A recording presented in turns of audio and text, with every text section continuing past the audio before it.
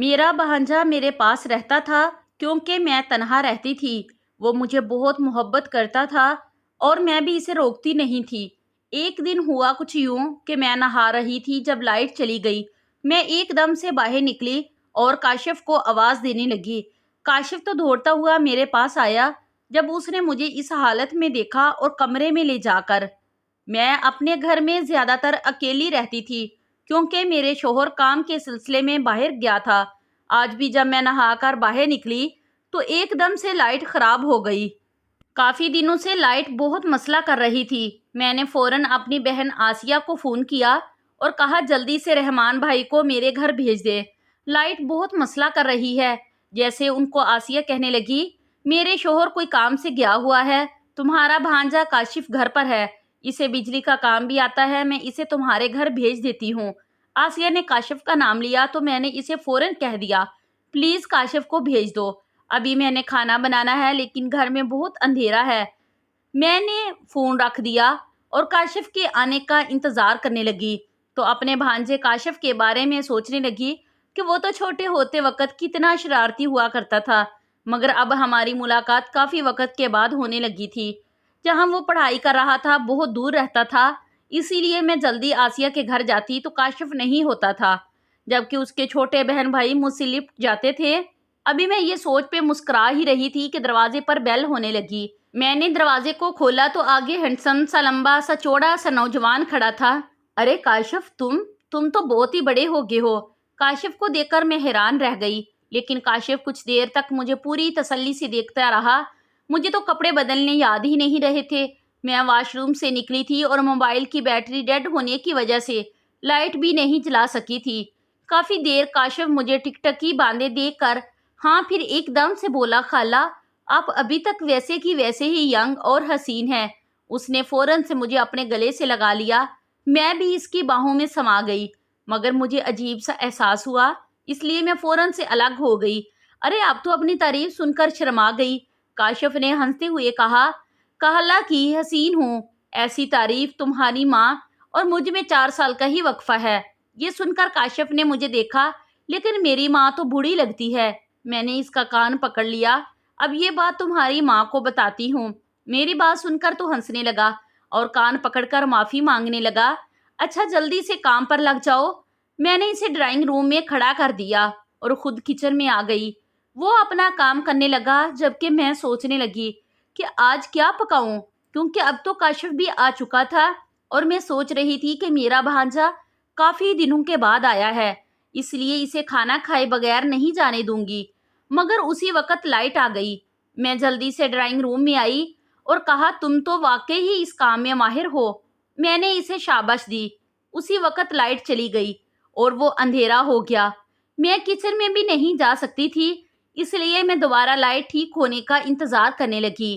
ابھی اچانک کسی نے میری پچھواڑے پہ چونٹی کاٹ دی۔ میں تو حیران رہ گئی۔ پھر اسی وقت لائٹ آ گئی۔ میں نے سوچا یقیناً یہ کاشف ہی ہوگا، کیونکہ جب بھی آیا تھا اس نے تب بھی مجھے بہت ہی عجیب نظروں سے دیکھا تھا۔ یقیناً اسی نے ہی مجھے چھیڑنے کی کوشش بھی کی ہوگی۔ میں نے پیچھے مڑ کر دیکھا تو سامنے میرے شوہر کھڑے تھے۔ میں انہیں دیکھ کر حیران رہ گئی۔ سلمان، آپ کب آئے؟ آپ کی تو میٹنگ تھی۔ میری بات سن کر انہوں نے کہا، بس ابھی آیا ہوں، لائٹ نہیں تھی، تم لوگوں نے مجھے اندر آتے دیکھا ہی نہیں۔ میں نے اس سے کہا، مت پوچھے، اس لائٹ نے تو مجھے بہت ہی صبح سے پریشان کیا ہوا ہے۔ یہ سن کر کاشف کہنے لگا، خالہ میں نے سب کچھ ٹھیک کر دیا ہے۔ میں نے اس کے سر پر چپٹ لگائی۔ اس نے میرا ہاتھ پکڑ کر اسے چوم لیا۔ اس کے بہن بھائی بھی ایسے ہی کرتے تھے، مگر کاشف مجھے بہت عجیب نظروں سے دیکھنے لگتا تھا۔ میں نے اس بات کو نظر انداز کر دیا۔ میں نے سوچا یہ بڑا ہو رہا ہے، اس لیے اس کا مجھے پیار کرنا عجیب فیل ہو رہا ہے۔ میں نے کھانا بنا لیا تھا، اس لیے سوچا کہ ابھی تیار ہو جاتی ہوں۔ اسی وقت کاشف میرے پیچھے آیا اور کہنے لگا، میں نے آپ کو کبھی بھی ساڑی میں نہیں دیکھا، یہ نئی ساڑی مجھے پہن کر دکھائیں۔ یہ سن کر میں نے اسے گھور کر دیکھا۔ میں تمہارے گھر ساڑی پہن کر ہی تو آتی تھی، یاد ہے جب میری نئی نئی شادی ہوئی تھی؟ ویسے بھی یہ ساڑی مجھے پارٹی میں پہن کر جانی ہے، یہ پارٹی میرے شوہر کے دفتر والوں نے دی ہے۔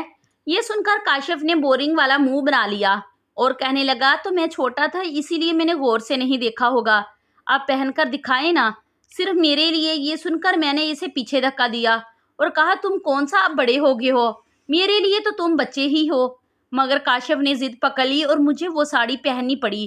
لیکن کاشف آج جس نظر سے مجھے دیکھ رہا تھا مجھے اپنا آپ گرتا ہوا محسوس ہونے لگا تھا۔ ہم کھانا کھانے بیٹھے تو کاشف بس مجھے دیکھتے رہا اور میں نے اسے نظر انداز کر کے کھانا کھاتی رہی۔ اس دن کے بعد کاشف روز ہمارے گھر آنے لگا۔ اس نے میرے شوہر کے آنے جانے کا وقت بھی معلوم ہو گیا تھا، اسی لیے وہ اسی وقت آتا تھا جب سلمان گھر پر نہیں ہوتا تھا۔ یہ بات مجھے اچھی نہیں لگ رہی تھی، مگر اس سے کیا کہتی، وہ میرا اپنا ہی تو تھا۔ لیکن وہ جب بھی گھر آتا میں پریشان ہو جانے لگتی تھی۔ ایک دن کاشف گھر آیا تو میری نوکر سے لڑائی ہو رہی تھی۔ یہ نوکر سلمان نے رکھا تھا اور اسے ہم باہر کے کام کرواتے تھے، اسے اچھی تنخواہ بھی دیتے تھے، مگر اب یہ ہر روز روز کے نخرے کرنے لگا تھا۔ کبھی کہتا مجھے ایک گاؤں جانے کے لیے چھٹی چاہیے، کبھی کہتا میری تنخواہ زیادہ کر دیں، لیکن کام کے وقت اسے موت پڑ جاتی تھی۔ میں گھر کے سارے کام خود کر لیتی تھی، اسی لیے صرف یہی نوکر گھر کے لیے رکھا ہوا تھا، مگر اب تو اس کے نخرے ہی ختم نہیں ہو رہے تھے۔ کئی بار سلمان نے اس کی تنخواہ بھی ڈبل کی تھی، مگر نوکر نے اس سے کہا کہ مہنگائی بہت ہو گئی ہے، میری تنخواہ اور بڑھا دے، جس کو سن کر مجھے غصہ آ گیا اور میں نے اسے کہا کہ میں تمہاری روز روز کی فرمائشوں سے تنگ آ گئی ہوں، اس لیے تم یہ نوکری ہی چھوڑ دو۔ یہ سن کر وہ میری منتیں کرنے لگا۔ کبھی کاشف نے یہ سنا تو نوکر کی پٹائی کر دی۔ کاشف تم بیچ میں مت پڑو، یہ ہمارے گھر کا معاملہ ہے۔ میں نے کاشف کو روکنا چاہا مگر کاشف نے نوکر کو بھگا دیا اور کہنے لگے ایسے گھٹیا نوکر رکھنے کی ضرورت ہی نہیں، اس کی جگہ مجھے بلا لیا کرے، میں آپ کا ہر کام کر دوں گا۔ کاشف کی یہ بات سن کر میں نے اس سے کہا کہ بچے بھی بڑا جلدی غصے میں آ جاتے ہیں، میں خود ہی نوکر سے بات کر لیتی ہوں، مگر اس نے میرا نوکر ہی بھگا دیا اور میری خاطر نوکر بننے کو بھی تیار تھا۔ کاشف اس بات کو جانے دو، میں اپنے شوہر سے کہوں گی تو وہ مجھے نیا نوکر رکھ دیں گے۔ تم اپنی تعلیم پر توجہ دو، تمہاری ماں کو تم سے بہت امیدیں ہیں۔ یہ سن کر کاشف کہنے لگا میں نے ابھی امتحان دیا ہے، اس کا رزلٹ آنے تک میں بالکل فری ہوں اور تب تک آپ کا نوکر بننے کو بھی میں تیار۔ لیکن آپ نے یہ بات امی سے نہیں کہنی۔ بس کاشف کی یہ بات سن کر میں نے کہا کیوں؟ کیونکہ وہ میری ماں ہیں، انہیں اچھا نہیں لگے گا کہ ان کا بیٹا کسی کا نوکر بن جائے۔ یہ سب سن کر مجھے بھی ہنسی آ گئی۔ اس دن کے بعد میں نے کاشف سے کہا کہ وہ جب بھی فری ہو تو میرے کام کر دیا کرے، مگر میں نے اپنے شوہر سے بھی کہہ دیا کہ وہ نیا نوکر تلاش کر لیں، کیونکہ میں نہیں چاہتی تھی کہ کاشف میرے گھر میں نوکروں والے کام کرے۔ مگر شاید یہ بات سلمان بھول گئے تھے، تو شاید اسے ابھی تک نوکر نہیں ملا تھا۔ کاشف بیچارہ ہی کام کرتا رہا۔ آج فری تھی تو سوچا کہ میں اپنی بہن کے گھر چلی جاتی ہوں۔ وہاں گئی تو اس کے بچے مجھے دیکھ کر خوش ہو گئے، لیکن کاشف گھر پر نہیں تھا۔ میں نے بہن سے پوچھا تو وہ مجھے کہنے لگی کہ کاشف کا نہیں پتا، سارا دن کہاں آوارہ پھرتا رہتا ہے، جبکہ پیپر دیے تو خود کو پڑھائی سے مکمل آزاد سمجھ رہا ہے۔ کاشف کے دوست نے کہا تھا یہ سارا دن کہاں چھپا رہتا ہے۔ یہ سن کر مجھے حیرانی ہوئی کہ تمہیں کاشف نے کچھ نہیں بتایا کہ وہ کہاں رہتا ہے؟ کیا مطلب کیا نہیں بتایا؟ یہ سن کر میں نے اسے بتایا کہ آج کل کاشف زیادہ تر میرے گھر میں ہی ہوتا ہے۔ یہ سن کر وہ چونک گئی۔ اچھا، مجھے یہ بات کاشف نے تو نہیں بتائی اور نہ ہی تم نے۔ یہ سن کر میں نے بہن سے کہا کہ مجھے لگا تھا کہ یہ بات تمہیں کاشف نے بتا دی ہوگی اور میں بھی آج تو تمہارے گھر آئی ہوں۔ یہ سن کر میری بہن پرسکون ہو گئی اور کہنے لگی اچھا ہے، میں تو کاشف کی وجہ سے بہت پریشان تھی، شوہر تو کام کے سلسلے میں بیزی رہتا ہے اور مجھے اس موقع پر اس لڑکے نے تنگ کر رکھا ہے، ورنہ تمہارے گھر آتی تو یہ بات مجھے پتہ چل ہی جاتی۔ خیر یہ بھی ٹھیک ہے کہ وہ آوارہ دوستوں کے ساتھ پھرنے کی بجائے اپنی خالہ کے گھر چلا جاتا ہے، تم ذرا اس کا خیال رکھا کرو۔ میری بہن مطمئن ہوئی تو میں اسے کہنے لگی اپنا خیال رکھا کرو، تمہارا وزن بہت بڑھ رہا ہے۔ جب تک میں وہاں رہی کاشف گھر نہیں آیا۔ میں جیسے ہی گھر واپس آئی تو شوہر کو کہا تو اس نے کہا میں گھر دیر سے آؤں گا۔ یہ سن کر میں پرسکون ہو گئی، مگر جیسے ہی میں اپنے کمرے میں آئی تو دیکھا سامنے بیڈ پر کاشف سو رہا تھا۔ وہ نیند میں تھا اس لیے میں نے اسے نہیں جگایا۔ ادھر میری بہن کا میسج آیا کہ ابھی تک کاشف گھر نہیں آیا۔ میں نے کاشف کی تصویر بنائی اور بہن کو واٹس ایپ کر دی۔ یہ دیکھ کر وہ کہنے لگی یہ کاشف کو کیا ہوتا جا رہا ہے، آج کل تمہارے گھر سے زیادہ چکر نہیں لگا رہا۔ یہ سن کر میں اس سے کہا کہ کاشف بڑا ہو رہا ہے، اسی لیے تبدیلی آ رہی ہے۔ تم بے فکر ہو جاؤ، میں اس کا خیال رکھوں گی۔ یہ سن کر میری بہن تو بے فکر ہو گئی، مگر میں پریشان ہو گئی۔ اسی وقت شوہر کی کال آ گئی۔ اس نے مجھ سے کہا کہ میں ایک ضروری کام کے سلسلے میں شہر سے باہر جا رہا ہوں، دروازہ لاک کر کے سو جانا۔ یہ سن کر میں مطمئن ہوں، ایسا پہلے بھی ہو چکا تھا، اس لیے میں پہلے بھی گھر میں اکیلی رہنے کی عادی تھی، لیکن آج گھر پر کاشف بھی موجود تھا، اس لیے میں مطمئن ہو کر دوسرے کمرے میں آ گئی اور مجھے نیند آ گئی۔ میں صبح جاگی تو کاشف کے کمرے میں جھانکا، وہ ابھی تک سو رہا تھا۔